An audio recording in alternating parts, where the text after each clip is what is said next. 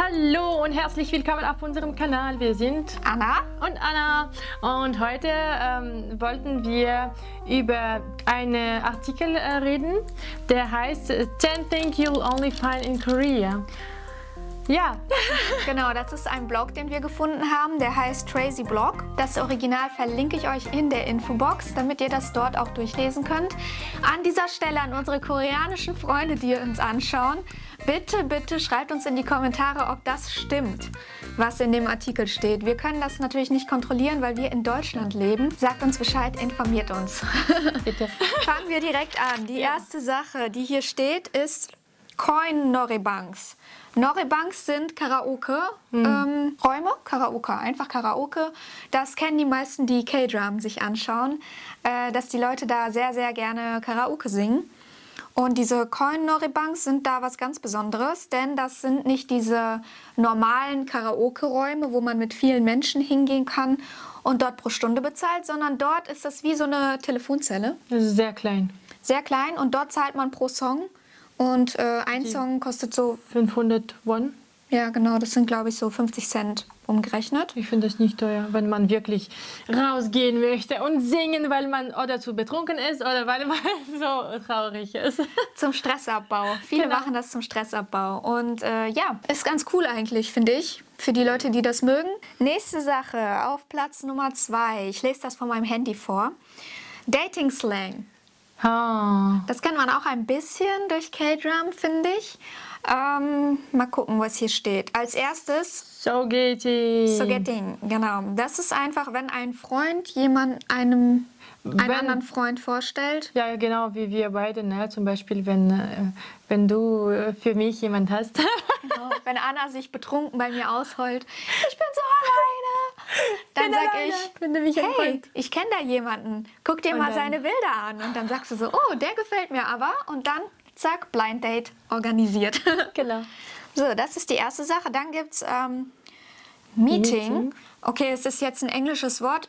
Sagt uns bitte Bescheid, falls es auf Koreanisch ein anderes Wort dafür gibt. Vielleicht, ja. Das Ich kann mich nicht vorstellen, dass jeder so nennen irgendwie. Ja, kann ich mir auch nicht vorstellen. Das geht einfach darum, wenn man sich in einer großen Gruppe trifft und aus verschiedenen Freundeskreisen Leute irgendwie zusammenbringt, die sich vorher nicht kannten. Und wenn sich da jemand sympathisch findet, dann trennen die sich so ein bisschen ab von der Gruppe und lernen sich dann so kennen. Dann die nächste Sache, Hapsok. Hapsok? Hapsok, ja. Genau, das ist, wenn man zufällig jemanden trifft in einer Bar oder in einer Diskothek oder so. Zufällig oder absichtlich?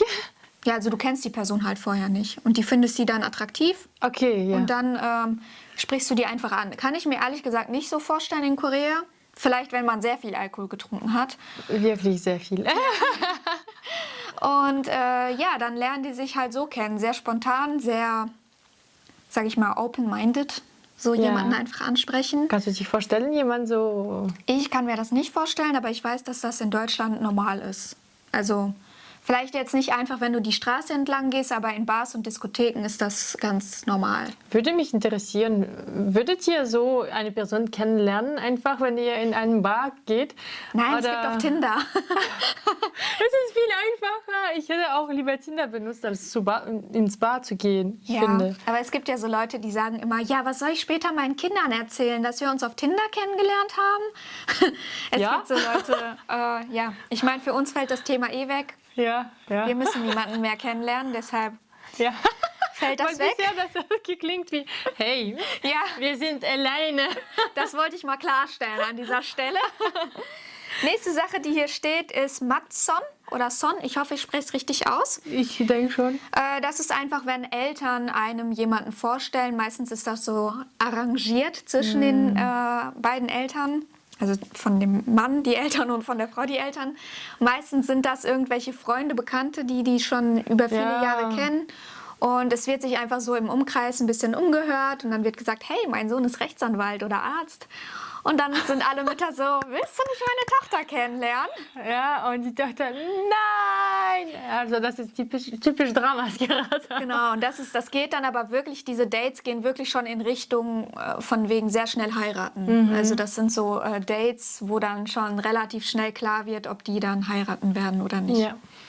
Ja, das zum Thema. Das macht man vielleicht auch mit Alter, ne? Ja, Zum Beispiel, wenn man schon 30 ist und immer noch niemand hat, dann beeilen sie die Eltern da. Wenn dann die Ajumas alle sagen, Mensch, es wird mal langsam Zeit zu heiraten.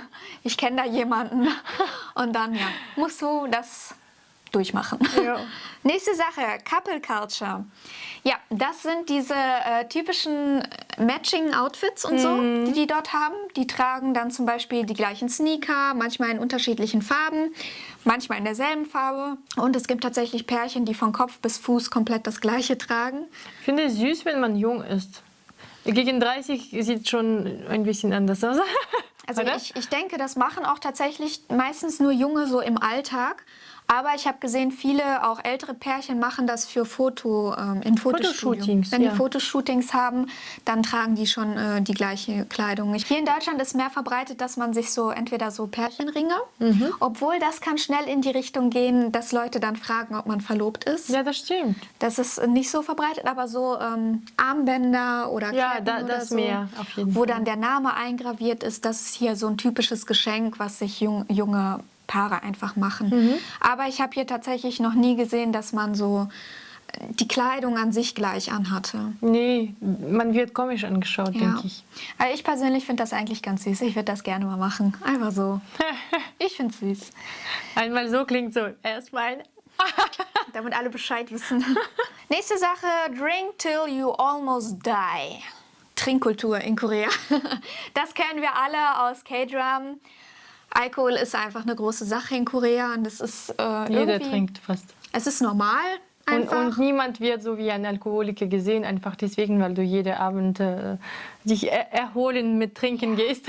Aber dazu muss man wieder sagen, es ist eine andere Kultur, das muss man einfach akzeptieren, ob man das jetzt gut findet oder nicht. Und wie gesagt, dort ist es halt einfach auch oft, dass man so mit dem Arbeitgeber zusammen, also mit dem Team, in dem man arbeitet, geht man dann nach der Arbeit noch was trinken, man isst zusammen, dann geht man danach noch vielleicht in eine Karaoke-Bar.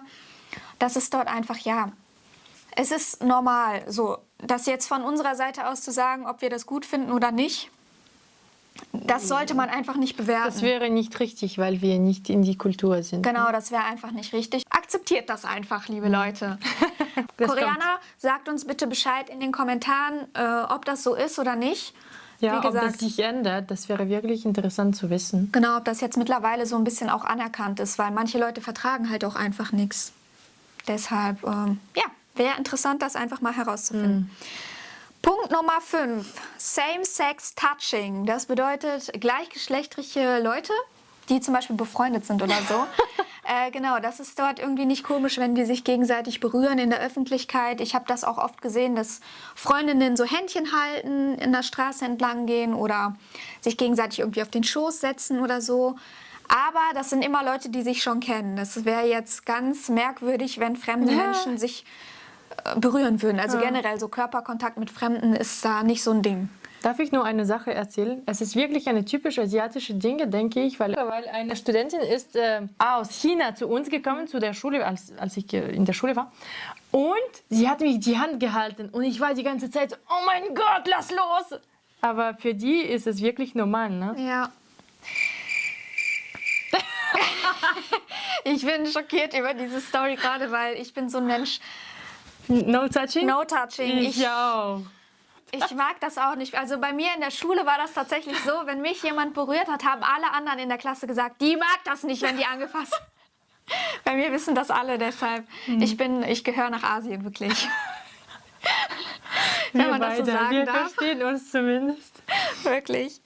So, nächste Sache. Ach so, was man noch dazu sagen kann, dass keiner wird denken, dass ihr irgendwie homosexuell seid, wenn die das auf der Straße sehen in Korea. Ja. Wenn man das in Deutschland macht, kann das passieren. Vor allen Dingen, also bei Frauen vielleicht nicht so sehr. Da kommt es immer noch darauf an, wie die angezogen sind und so, ne? Wenn zwei Männer das machen, dann gehen hier aber sofort die Gerüchte los. Oh ja. Und das gilt hier irgendwie als sehr merkwürdig. Es ist merkwürdig, also, aber jetzt wird man wahrscheinlich nicht sofort angesprochen wie, hey, Ja. du. Also jüngere Leute würden sich das nicht mehr erlauben, was zu Nein. sagen. Nächste Sache, what's your Korean age?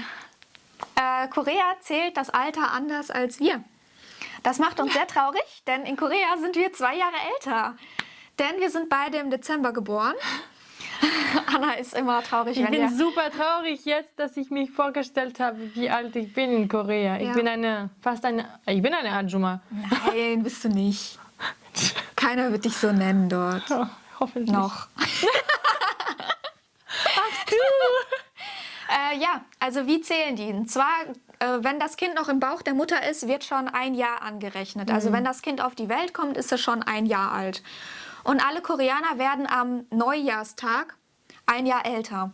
Das heißt, in unserem Fall, wir sind im Dezember geboren, sind also schon ein Jahr alt und ein paar Tage darauf, wenn Neujahr ist, wird noch ein Jahr drauf gerechnet. Das heißt, in unserem Fall sind wir 2 Jahre älter. Wenn man jetzt irgendwann am Anfang des Jahres geboren wird, dann muss man nur ein Jahr drauf zählen. So, das macht uns traurig. Und tatsächlich die Frage, warum das auch als Frage hier in dem Artikel formuliert war, das ist eine der ersten Fragen, die euch gestellt wird. Ja. Erstmal, wie heißt du, Kennenlernen, ja. woher kommst du und dann, wie alt bist du, höchstwahrscheinlich. Die klären damit einfach, wie die dich ansprechen sollen. Bei denen gibt es ja sehr viele Höflichkeitsformen. Und wenn ich jetzt zum Beispiel älter wäre als du, müsstest du mich in höflicher Form anreden. Wer ist älter? Nein, ich bin älter. Ja, so klären die das einfach direkt am Anfang. In Deutschland oder generell in Europa ist es ein bisschen fast schon unhöflich, eine Frau nach dem Alter zu fragen. Ja. Also bei jungen Leuten ist es in der Regel kein Problem, aber so ab 30 fängt das schon an bei manchen Frauen. Ab der Uni würde ich sogar sagen manchmal. Ja, dass die Also nach der ungern... Uni, ja. Wir werden wahrscheinlich älter geschätzt, als wir sind. Schreibt Von uns doch- Koreaner, ja. Von Koreanern, genau, oder generell auch von anderen Asiaten Ja, genau. werden wir älter geschätzt. Schreibt uns doch mal in die Kommentare, was ihr denkt, wie alt wir sind. Das würde mich ja sehr interessieren. Schreibt nur bitte nicht, dass wir 40 sind, da wäre ich Das sehr ist traurig traurig. drüber. Aber ehrlich, ja. Nächste Sache, Offensive Comments. Das wäre wahrscheinlich für Anna und mich sehr schwer, damit klarzukommen, Sehr schwer. weil wir ja sowieso nicht so selbstbewusst sind, würde ich mal sagen. Ja. Und dort ist es einfach normal, dass Personen dir einfach sagen, zum Beispiel, Mensch, du hast aber zugenommen. Mein Gott, du hast aber einen großen Pickel da auf der Stirn. Benutzt doch mal eine Gesichtsmaske. Ich sehe deine Augenringe schon von Weitem. Weg. Mobbing. Ja, das ist dort aber tatsächlich, ich würde sogar sagen, korrigiert mich, wenn es falsch ist. Ich würde sogar sagen, das gilt als höflich, wenn die sowas zu dir sagen. Oh ja, die helfen dir.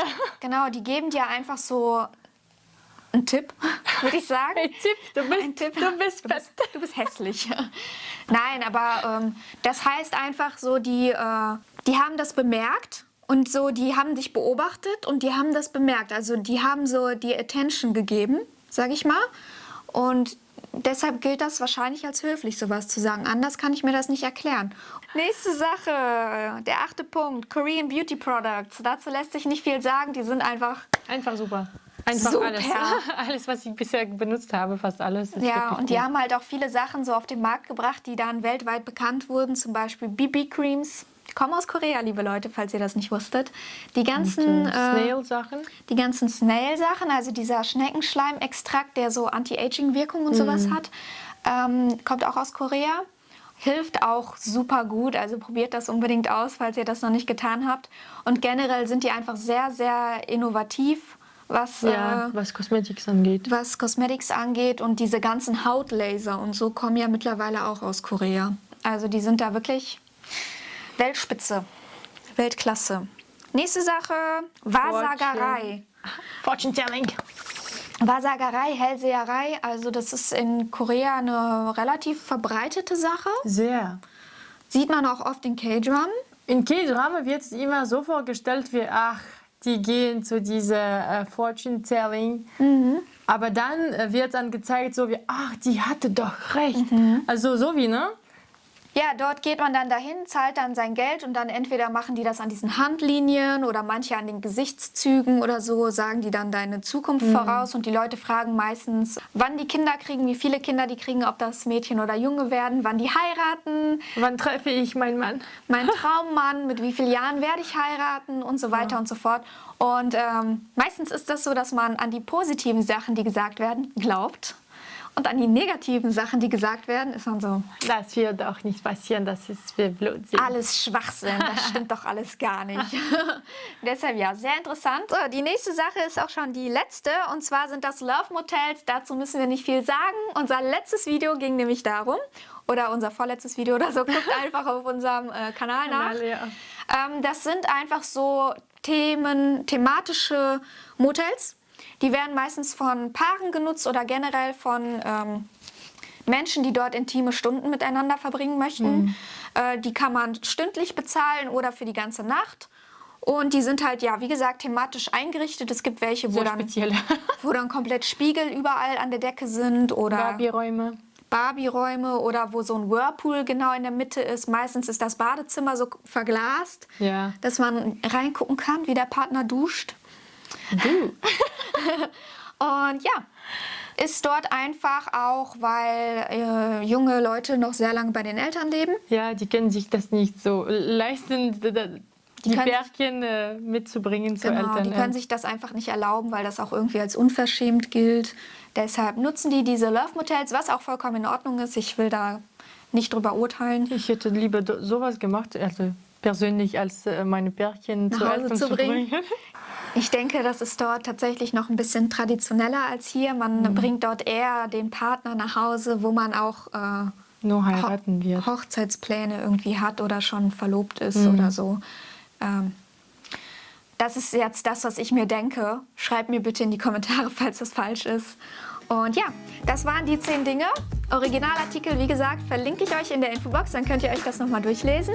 Falls euch so ein Video gefallen hat, gebt dem Video ein Like, abonniert unseren Kanal, folgt uns auf Instagram, T-Round heißen wir dort. Dort laden wir viel öfter hoch und auch Sachen, die man hier auf YouTube vielleicht nicht zu sehen bekommt.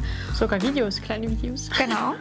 Und ja, Dankeschön, dass ihr bis zum Ende dabei Danke gewesen sehr. seid. Bis zum nächsten Video. Bis zum nächsten Video. Tschüss.